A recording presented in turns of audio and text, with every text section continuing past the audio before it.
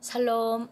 팔단원 두 신부 두 번째 영상으로 나눕니다. 앞부분에 굉장히 놀라운 그런 메시지들이었고, 이제 이어서 그 에돔의 영의 힘, 하나님과 이스라엘, 또 특히 예수와 이스라엘의 그 관계에서 분리하려는 영적인 힘이 계속 성경에 보면 역사 속에서, 인류 역사 속에서 있는 것을 계속 우리가 배웠습니다. 특히 이방인들을 통해서 이스라엘과, 열방을 통해서 이스라엘과 하나님과의 관계, 결국은 하나님의 왕국을 대적하는 것이죠.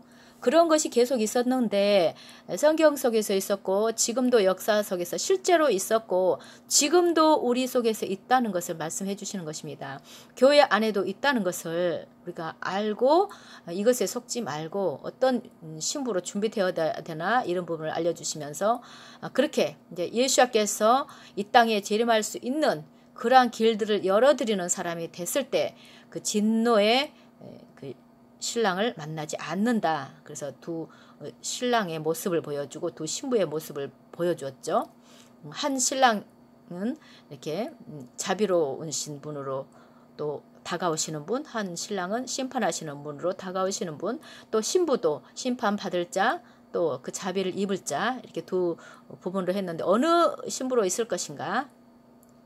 그분의 성품은 자비로운 성품이기도 하고, 또 심판의 성품을 가진 분이시기도 하다.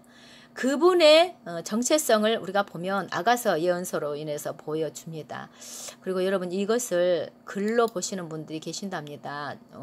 시각으로 장애가 아니 청각 장애가 있으셔서, 그러면서 이 메시지를 붙잡고 지금 가고 계신 분들도 계시고, 지금 주의 종들이 많이 이렇게 좀 깨닫고 이것을 같이 붙잡고 이 마지막 때 준비되고 계신 분들이 있다고 해서 얼마나 감사합니까?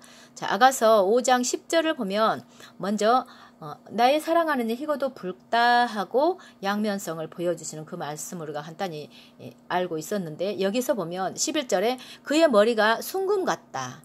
그러면서 시편 21편에 숭금관을 이야기합니다.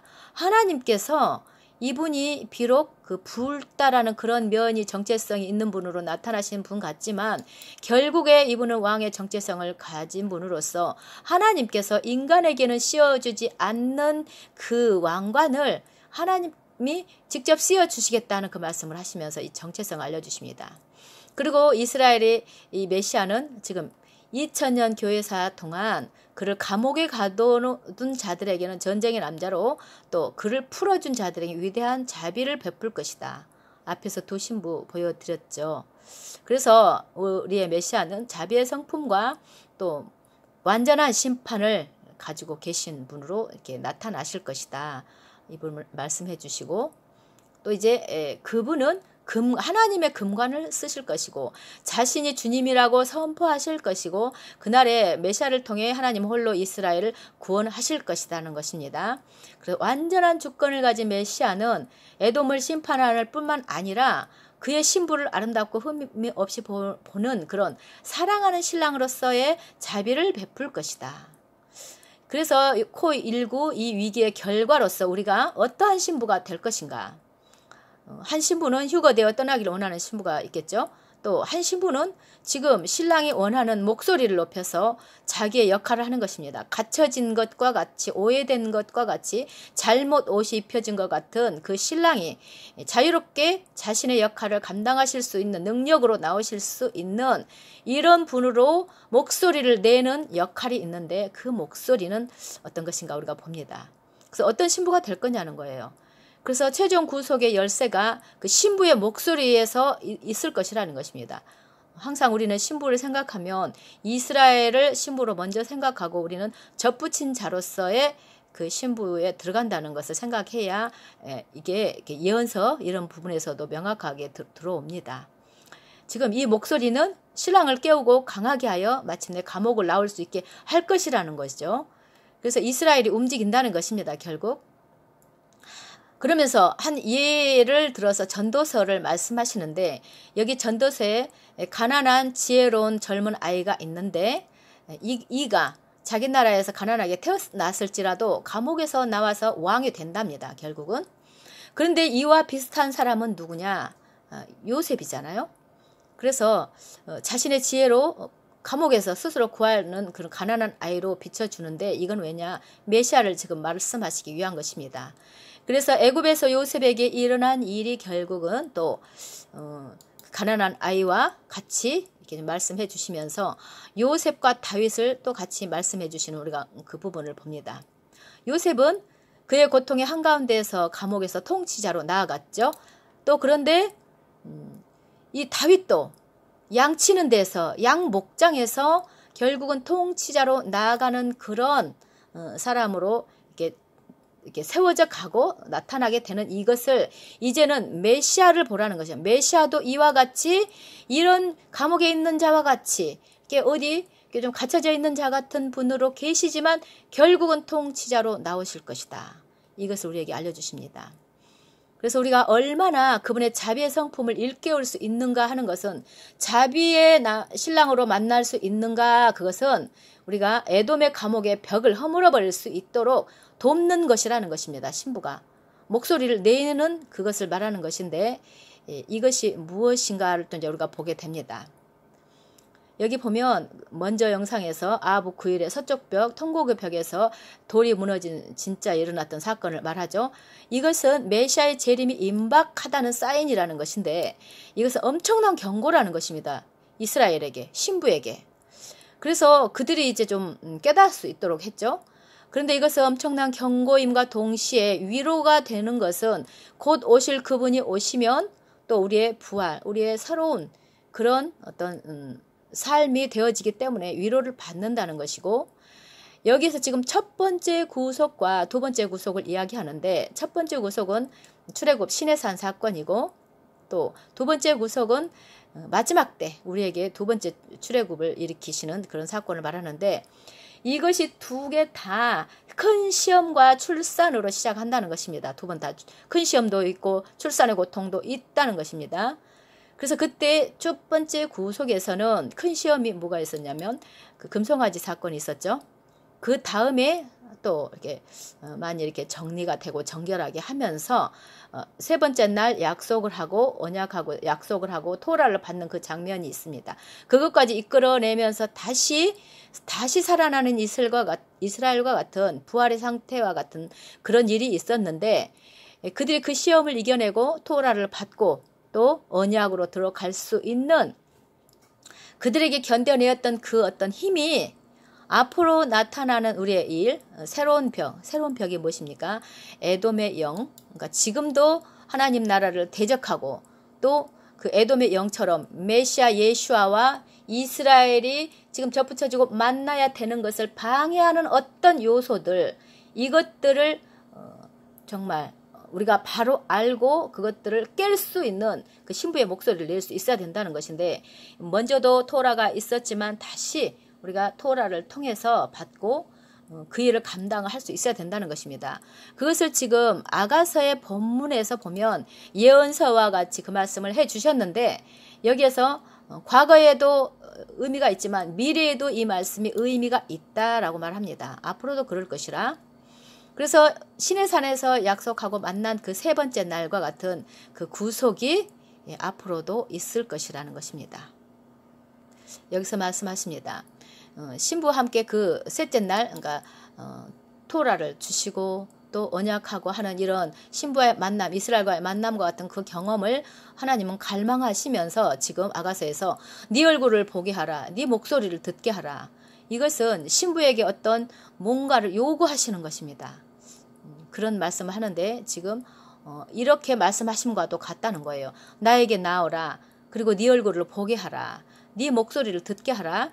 네 얼굴을 보고 싶고 네 목소리를 듣고 싶구나. 너의 넉넉한 선한 행실로, 그러니까 이 신부의 뭔가 행동으로 인해서 뭔가 그것을 선하다고 말합니다. 그런 것으로 인해서 너 자신을 보여달라. 너의 기도로 내 목소리를 들려달라. 기도. 그리고 너의 구원이 가까웠기에 너의 가까운 자비를 포기하지 말라. 이제 구원도 가까웠다. 그렇지만 네가 할 그런 자비의 행동들을, 선한 행동들을 하여라. 이 말씀하시는 것입니다. 이렇게 지금 애쓰시는 분은 결국은 메시아 자신이시라는 것입니다. 그래서 서쪽 벽에서 일어났던 그 돌의 떨어뜨림은 그 벽 뒤에 숨겨진 어떤 메시아 하나님의 뜻이 있는데 거기에 초점을 맞추는 이스라엘이 되라는 것입니다. 그렇게 하여서 신랑이 신부를 나의 사랑 나의 예쁜 자야 일어나서 함께 가자라고 부를 때에 신부가 신랑을 향해 이제 결혼식의 행진을 나아갈 수 있게 된다는 것인데요. 지금 사인을 먼저 보내셨죠. 그래서 이에톨 잘못 알고 있는 메시아를 받아들이지 못한 이런 어떤 것들, 잘못된 것들을 제거해버리고 이것을 그렇게 하라는 것이고, 결혼식이 이제 그렇게 했을 때 진척될 수 있음을 또 신랑에게도 알리도록 기억나도록 하게 하는 것을 지금 메시아께서는 원하신다는 것입니다. 유대인의 결혼식은 신부의 동의가 없으면 안 된답니다. 그래서 지금 이스라엘이 뭔가 동의하지 않고 소리를 내지 않으면 안 된다는 거예요. 그래서 네 목소리 내라 그러는 것이죠. 그래서 메시아는 그의 신부에게 돌아갈 기회를 지금 계속 찾고 계십니다. 이스라엘에게 사인을 주시잖아요. 그래서 어떤 이제 신부가 준비됐다는 그런 음성을 듣고 싶어 하시는데, 그 음성 속에는 회개의 부르짖음 같은 것이 있다는 것입니다. 그게 뭐냐면 그 구속의 과정에 회개의 요소가 들어있는데 결국은 뭘 암시하느냐면 이들이 회개의 부르짖음으로 소리를 내면서 메시아를 외치고 부르짖는 이런 목소리 높이는 일이 있을 것이라는 것을 여기서 알려주는 것입니다. 그들이 회개하고 돌아오잖아요. 그리고 우리의 메시아가 이제 우리가 돌아왔다고, 이제 접붙일 때가 됐다고, 메시아와 하나 될 때가 됐다고 하는 그런 부르짖음이 있을 것입니다. 그래서 마지막 때 그 결혼식, 그것은 이제 유대성 도피성으로 돌아오시는 신랑을 위해서 우리가 준비해야 하는데, 그분이 그 갇혀 있는 듯한 오해되어진 그 이방의 옷을 입고 있는 듯한 그런 감옥과 같은 것을 부서뜨리고 나올 수 있도록 이것을 하는 그 신부의 역할을 했을 때, 그분에게 모든 전권을 드렸을 때 그분이 일어나서 깨부시고 나오신다는 것입니다. 그래서 앞으로 통치자로서 하실 일이 있는데 그 안에 신부의 일이 이렇게 크다는 것입니다. 이제 그분을 왕으로서 그리고 하나님으로서 올바른 의복, 그동안에 잘못된 것들을 오해되었던 것들을 벗겨내는 그런 의복을 입혀드려야 하고, 이제 그분이 이제 순금관을 쓰실 그분이 메시아의 재림 후 영광스러운 신랑으로서 이제 만나게 될 텐데, 그 만남 전에는 신부의 책임이 분명히 있는 것을 여러 번 말씀을 하십니다. 신랑에게 전해주는 것은 이 결혼식 전에 신부의 의도를 어떻다 이렇게 결혼의 준비가 됐다는 거, 메시아를 초청한다는 그런 것은 신부의 책임으로 있는데, 여기에 보면 그들의 결혼식은 어떻게 하느냐면 이제 신랑의 새로운 탄생을 상징하는 탈릿, 기도쇼를 신랑에게 준답니다. 새로운 탄생과 같은 그런. 그러면 이제 이스라엘도 자신의 신랑 메시아에게 뭔가 드릴 것이 있어야 되잖아요. 이것을 이야기하는데, 여기 그 브라코트라는 단어는 접붙이다라는 그런 그 어떤 어근에서, 브리카라는 어근에서 나온 말이래요. 이게 뭐냐면 결국은 메시아와 이스라엘이 접붙여지는 것이 결혼이거든요.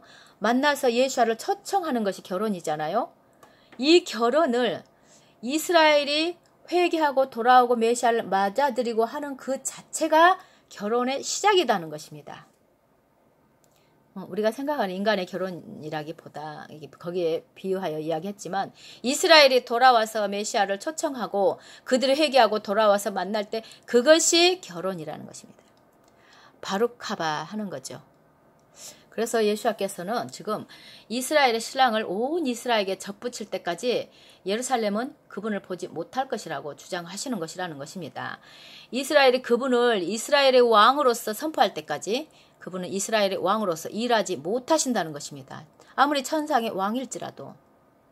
그런데 여기에서 또 우리가 볼 것이 뭐냐면, 예레미야 31장에 보면 그 예레미야 선지자가 열방에 흩어진 북이스라엘과 더불어서 이방 나라에게 말을 하는데, 여기 지금 결혼식에 접붙여질 것을 요청을 하면서 신랑에게 구애하는 자는 바로 신부이다라고 이제 말해 주잖아요. 우리가 지금 알고 있죠. 그러면서 뭐라고 하냐면 보면, 반역한 딸아 네가 어느 때까지 방황하겠느냐. 아도나이가 새 일을 세상에 창조하셨나니 곧 여자가 남자를 구애하리라 하면서 지금 신부가 구애하게 될 것을 이야기를 한다는 것인데요. 여기에서 보면 여기에서 지금 예수아를 영접한 자들을 대표하는 에브라임에게 말씀하시는 것이기 때문에 이게 뭔 말이냐. 유대인의 법에 의하면 이들은 이방인들을 완성한 자들이라는 것으로서 이방인들이 신랑에게 결혼을 구애하는 첫 번째 사람들이 될 것이라는 것입니다. 이방인들이 먼저 예수아와 같이 접촉이 되는 그분과의 만남을 이방 나라들이 먼저 된다는 것입니다. 그러고 나서 이스라엘이 이제 바룩하바 할 수 있도록 하는 그 일을 그들이 접붙여질 수 있도록 하는 것이 이방인들이라는 것입니다. 그러니까 이방인들의 역할이 지금 우리가 이방인의 충만함이 돼야 유대인의 충만함이 또 되는 것처럼 여기에서 그 말씀이라는 것입니다. 그러니까 우리의 이방인 역할이 크죠. 또 처음 도피성에서 이 기적적인 그 결혼식은 육적인 신부 이스라엘이 아니라 기적적인 결혼식 이스라엘이 아니라 이방 나라들의 그 힘에 달려 있다는 것입니다. 그러니까 이 기적적인 결혼은 이방 나라들에 의해서 결국 이방 나라들의 교회들에 의해서 이 일이 진행되어지면서 육신적인 이스라엘도 결혼할 수 있도록 한다는 것이죠. 그들이 알아볼 수 있도록. 우리가 그 부분은 또 지금까지 알기도 했지만 여기에서도 말씀해 주십니다. 예시아를 메시아로 인정하고 최종적 구애로 인도하는 자는 이방 나라가 아니라 이스라엘이어만 한다. 그러니까 결국은 이방 나라가 그 역할을 했지만 완전히 최종적으로 끝에 구애할 자는 이스라엘이다. 하나님이 이방인과 이스라엘 이렇게 적절하게 역할을 이렇게 맡겨 놓으셨다는 것입니다. 자, 그러면 우리는 메시아를 맞이하려 이제 진영 밖으로 나가야 되잖아요. 오시니까. 그러면 어떤 메시아를 모시고 올 것인가, 어떤 만남을 갖게 될 것인가는 우리 예수아를 사랑하는 모든 자들이 질문을 가져야 된다는 것이고, 이방 나라들은 이스라엘과 함께 예시아에게 결혼을 구애해야 할 부르심이 있기 때문에 그들의 역할은 매우 중요하다. 이방 나라들은 올바른 메시아, 예수아, 유대인의 왕, 예수아, 지금 이스라엘과의 관계도 우리가 이제 바로 알게 됐잖아요. 아, 그렇구나. 이스라엘 관계 속에서 정말 그들의 역할이 지금까지 해온 역할과 앞으로의 역할, 이것을 바로 알고 올바른 성읍 예루살렘 그리고 올바른 신부 이스라엘을 확인해야 한다. 이 모든 걸 바로 알게 됐잖아요. 우리는 이제. 만약 이방 나라들이 이것을 실패한다면 재앙이 그들에게만 머무는 것이 아니라 이방 나라만 아니라 신부인 이스라엘에게도 닥친다는 것입니다. 같이. 그래서 1900년 동안 지금까지 이스라엘의 결혼식으로 이것을 계속 하려고 시도했는데 진짜 메시아를 알아볼 수 있는 기회를 못 줬다는 거예요. 이스라엘에게. 그래서 그렇다면 그것은 가짜 결혼식이었다는 것입니다. 이러한 이유로 결혼식을 계획한 이방들에게 맹렬한 분노를 가지신 분이 신랑이시다는 것입니다. 잘못된 메시아를, 잘못된 유대인 왕 그 모습을 제대로 비춰주지 못하는 것을 계속 유대인들에게 해왔다는 것이죠.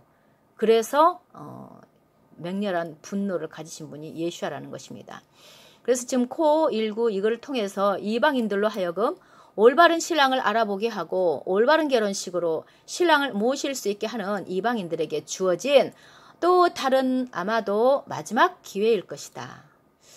우리가 앞서 배웠듯이 이방 나라들이 신랑을 맞이하기 위해서는 메시아께 진영을 회복해드리도록 어디에 계셔야 될 분이신지 정확하게 우리가 해야 되겠죠. 우리 유대인의 왕이신 그 위치에. 그런 부름을 받은 자들은, 지금 우리들은 신랑 메시아와 성읍 이스라엘 집에 대한 중요한 인식을 가지고 있어야 한다. 그렇죠?